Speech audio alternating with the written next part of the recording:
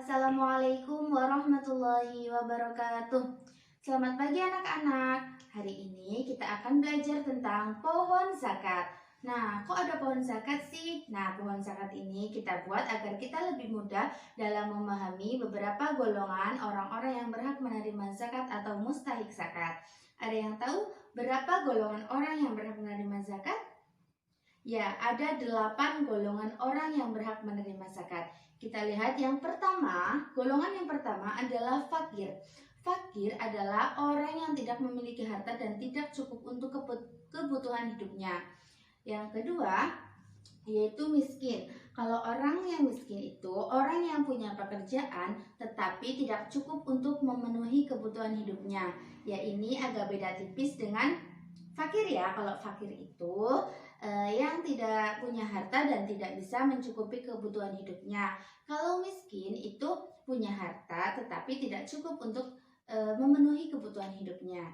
Kemudian golongan yang ketiga yaitu rikob atau hamba sahaya. Hamba sahaya itu seseorang yang diberikan kesempatan untuk membebaskan dirinya dengan tebusan harta. Nah, golongan ini juga termasuk golongan orang yang berhak menerima zakat. Kemudian golongan selanjutnya atau yang keempat yaitu gharim. Apa sih gharim? Ya, gharim itu orang yang memiliki banyak hutang. Tetapi hutangnya itu untuk keperluan yang baik, bukan untuk maksiat, untuk keperluan di jalan Allah. Itu boleh menerima zakat. Kemudian yang kelima yaitu mu'alaf. Ada yang tahu mu'alaf itu apa? Ya, mu'alaf itu orang yang baru masuk Islam. Ya, karena orang yang baru masuk Islam itu imannya belum kuat dan itu termasuk golongan orang yang berhak menerima zakat. Kemudian yang selanjutnya yaitu fisabilillah. Fisabilillah itu seseorang yang berjuang di jalan Allah tetapi tidak diberi upah. Itu wajib diberikan zakat. Kemudian yang ketujuh ada Ibnu Sabil atau musafir atau orang yang sedang menempuh perjalanan jauh dan perjalanan dalam rangka menegakkan agama Allah dan bukan untuk maksiat. Itu Ibnu Sabil.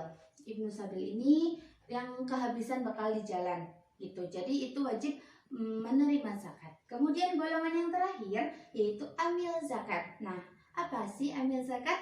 Amil zakat itu orang yang mengurusi zakat. Orang yang mengurusi zakat itu wajib menerima zakat. Oke teman-teman semua, itulah tadi golongan orang yang berhak menerima zakat.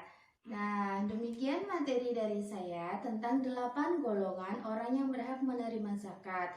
Nah, tujuan saya membuat media pembelajaran ini adalah agar kita sebagai pengajar lebih bisa menyampaikan pesan-pesan materi pelajaran kepada siswanya menjadi lebih menarik, lebih menyenangkan dan lebih mudah dimengerti dan untuk menciptakan suasana belajar yang efektif.